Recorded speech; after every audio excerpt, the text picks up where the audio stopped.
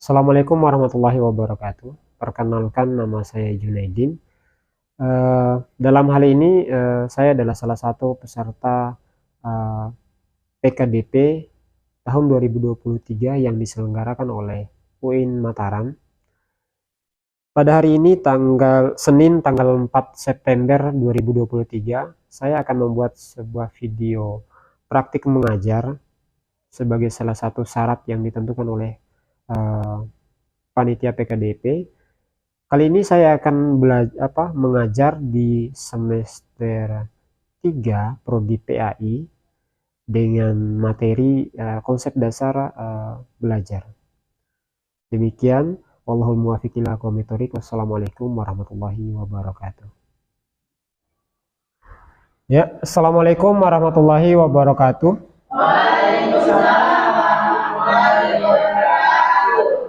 Alhamdulillahirrabbilalamin. Wassalatu wassalamu ala rasulillah wa nabiyya ba'da.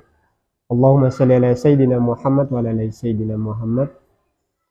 Alhamdulillah, Allah masih memberikan waktu dan kesempatan kepada kita untuk bertatap muka kembali dalam mata kuliah psikologi belajar.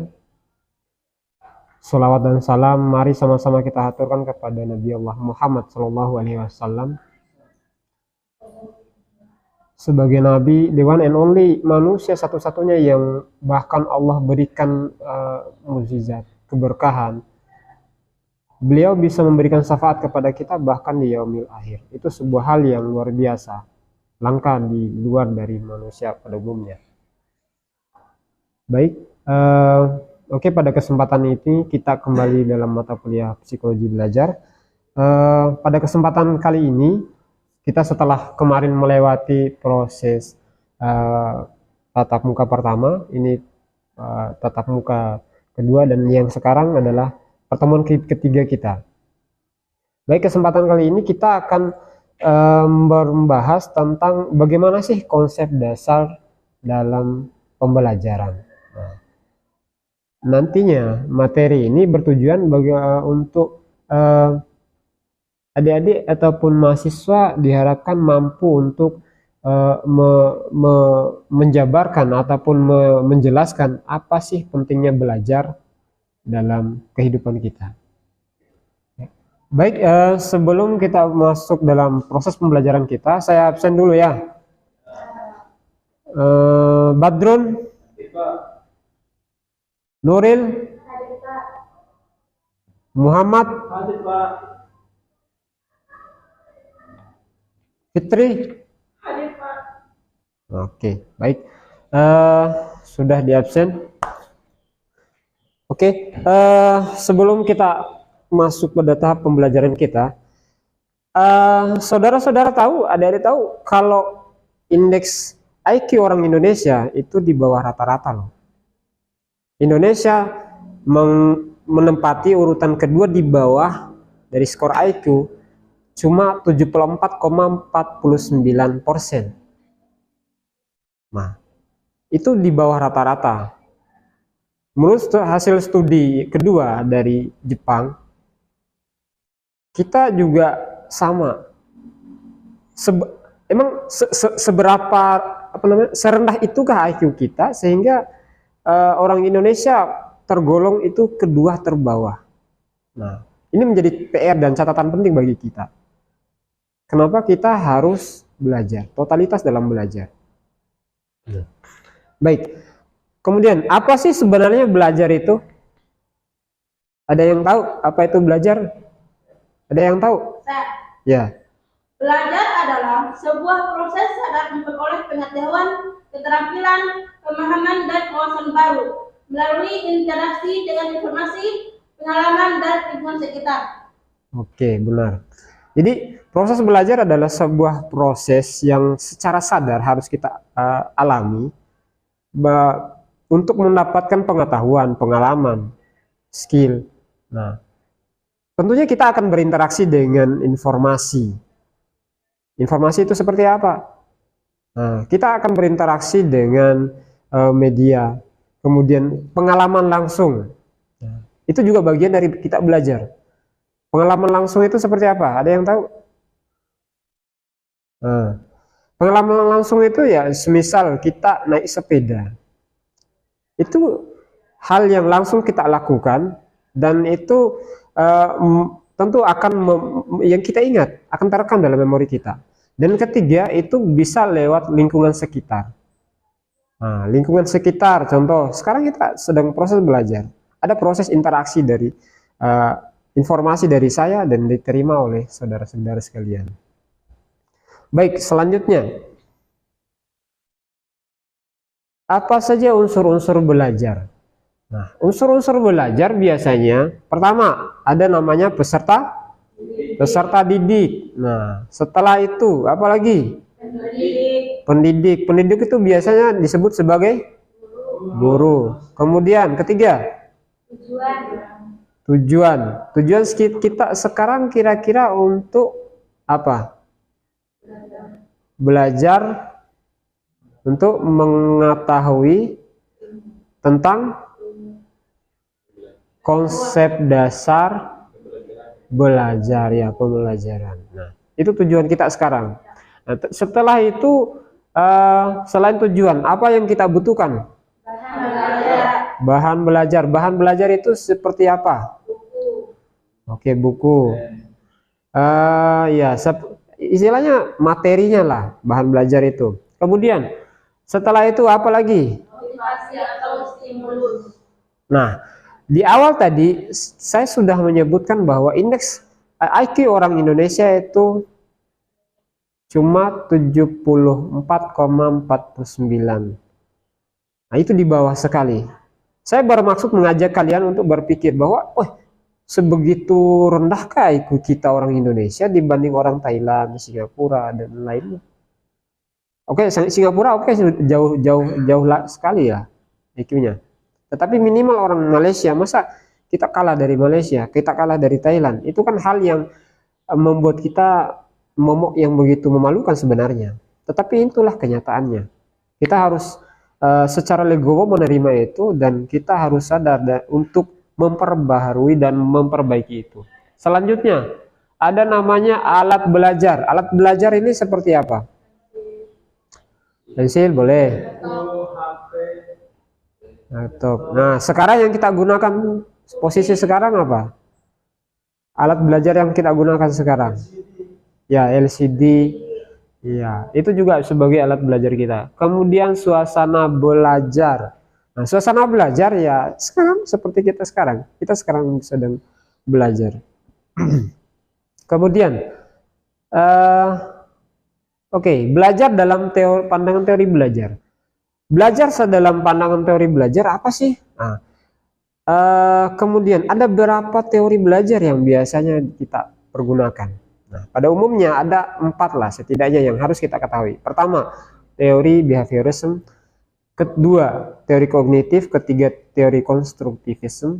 Dan keempat, teori humanistik. Nah, dalam pandangan behaviorism, belajar itu adalah pengaruh peran penting dari stimulus untuk mendapatkan respon. Nah, stimulusnya kalau tadi saya berikan adalah saya mengajak kalian berpikir tentang indeks IQ orang Indonesia. Responnya adalah kalian tentu akan memberikan respon balik berupa berpikir, masa sih saya juga ikut-ikutan tergolong dalam tingkat IQ yang cuma 74,49. Itu kan hal yang memalukan. Berarti saya harus belajar. Itu adalah salah satu contoh ataupun bentuk bagaimana teori ini berpandangan terhadap proses belajar. Ya, selanjutnya kita masuk dalam teori kognitif. Bagaimana sih belajar dalam pandangan teori kognitif? Nah, teori kognitif beranggapan bahwa proses belajar adalah proses yang istilahnya melibatkan siswa harus lebih aktif lah.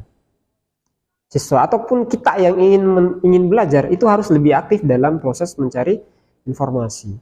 Jadi ada keterlibatan kita secara langsung dalam proses pencarian informasi.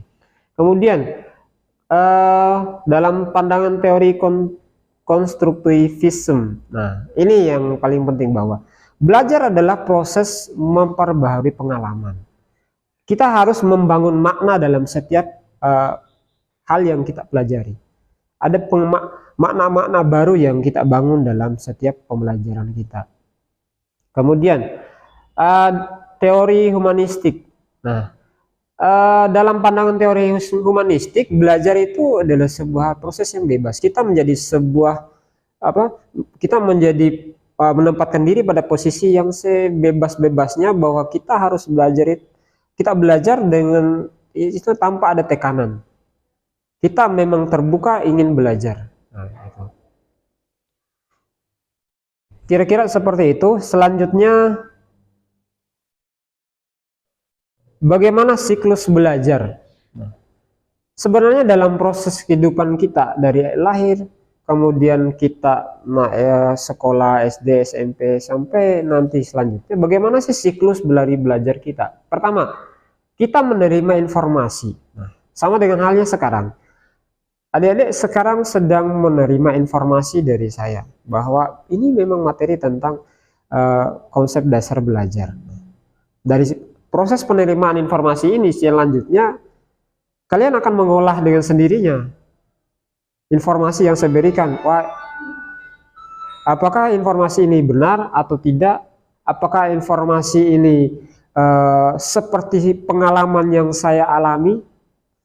Apakah informasi ini sesuai dengan kebutuhan saya? Saudara-saudara ataupun adik-adik semua akan mengalami itu. Nah, kemudian ada proses memberi makna. Nah, setelah informasi ini saya berikan, tentu adik-adik selanjutnya setelah menerima informasi kemudian mengolahnya dalam memorinya, memberi makna. Oh, ternyata belajar itu memang penting bagi pribadi saya mungkin. Itu contohnya. Ada proses membentuk makna dalam diri kalian masing-masing. Kemudian ada namanya proses internalisasi. Nah, pertama tadi saya sudah sebutkan bahwa indeks IQ orang Indonesia itu kedua dari bawah dari negara-negara ASEAN. Nah, dari situ tentu akan ada informasi bahwa oh ternyata saya harus belajar. Tidak mungkin saya belajar dengan cara-cara yang biasa. Saya harus mampu membantah daripada teori-teori itu bahwa penelitian-penelitian itu saya juga bisa menunjukkan bahwa saya bisa. Kemudian ada proses membangun makna tadi, masuk di proses internalisasi. Nah, ini sudah masuk pada tahap bagaimana sih saya harus belajar. Nah, bagaimana saya harus belajar sekarang? Jika biasanya saya belajar cuma di saat kuliah ataupun di saat hanya ada tugas, nah sekarang tentu harus kita geser cara itu. Sekarang kita harus belajar, memang habiskan waktu kita dengan belajar. Di saat ada break sebentar, bisa kita baca buku. Kemudian di saat misalnya malam hari sebelum tidur, baca bukulah dulu sebentar. Bagaimana kita membentuk kepribadian kita berdasarkan memori-memori awal tadi. Kemudian ada namanya penguatan. Kita masuk pada tahap kelima, tahap penguatan. Nah, penguatan itu seperti apa? Sudah masuk di tahap pembiasaan. Kita sudah harus membiasakan diri. Nah, buktinya bagaimana? Nah, ketika Anda terbiasa belajar dengan pola yang baru, tentu nantinya akan melahirkan sebuah pemahaman yang baru, ataupun ada proses upgrade informasi dalam memori kita. Ya. Kemudian selanjutnya, nah ini yang paling penting adalah belajar adalah sebuah aktivitas sosial. Ya, dari lahir kita sudah belajar berjalan, belajar merangkak, kemudian belajar berjalan, belajar mengucapkan kata-kata, belajar untuk mengatakan ma. Kita dari lahir kita sudah belajar. Dalam agama kita sendiri, apa ayat pertama yang turun itu? Iqra, baca. Ya, ayat ya, bacalah. Belajar. Kita memang harus belajar. Diwajibkan untuk belajar. Kemudian setelah dewasa sekarang, anggaplah kita sudah tahap yang sudah mendekati usia dewasa eh, akhir sekarang. Anggap saja Anda akan menuju ke sana, dan dengan informasi sekarang, kalau kita masih berdiam diri dengan diri kita yang seadanya sekarang tanpa kita belajar, nah nanti di akhir kita, di akhir hayat kita, karakter seperti apa yang mau kita simpan, mau kita kembalikan ke anak-anak kita nantinya. Nah, itu yang perlu kita pikirkan bersama. Nah, dan tentunya juga belajar, eh, semua mungkin kita berbeda dalam hal apa namanya, keyakinan. Tetapi baik orang Hindu, Kristen ataupun Buddha, mereka juga sama dengan kita. Mereka juga belajar, proses belajar. Secara teori humanistik kita harus saling saling bekerja sama dalam proses belajar ini.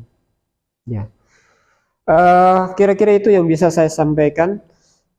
Selanjutnya ada pertanyaan? Ada Pak, dari saya. Ya, Saudara Badrun ya. Baik, Assalamualaikum warahmatullahi wabarakatuh. Waalaikumsalam warahmatullahi wabarakatuh. Sebelumnya saya ingin bertanya terkait dengan pembahasan awal Bapak tadi tentang kurangnya ataupun rendahnya IQ anak-anak Indonesia dibandingkan dengan negara-negara lain, negara tetangganya. Jadi pertanyaan saya di sini itu kenapa IQ anak-anak Indonesia itu rendah? Ya mungkin itu saja pertanyaan dari saya. Bila terima hidayah, wassalamualaikum warahmatullahi wabarakatuh. Waalaikumsalam warahmatullahi wabarakatuh. Baik, aplaus dulu untuk rekan kita. Ya, ini pertanyaan yang sangat menarik. Kenapa bisa IQ anak orang Indonesia itu di bawah sekali, malahan urutan kedua dari negara ASEAN? Nah, alasannya kenapa kira-kira ya? Ada yang tahu ya? Mungkin pengaruh dari gadget, Pengaruh gadget, pengaruh lingkungan. Ada lagi? dari konsumsi. Konsumsi, ya boleh ya. Baik. Dari hasil penelitian, memang penyebab utama daripada ada beberapa faktor yang menyebabkan kenapa IQ orang Indonesia itu di bawah sekali, 74, sekian. Pertama, dari segi asupan gizi, memang kita harus patut kita akui bahwa memang asupan makanan itu berpengaruh juga. Kedua, dari segi gen kita, genetik. Kemudian yang ketiga, kebiasaan belajar kita. Ini yang paling penting, kebiasaan belajar kita. Orang Indonesia jarang sekali yang minat baca buku saja, itu susah sekali.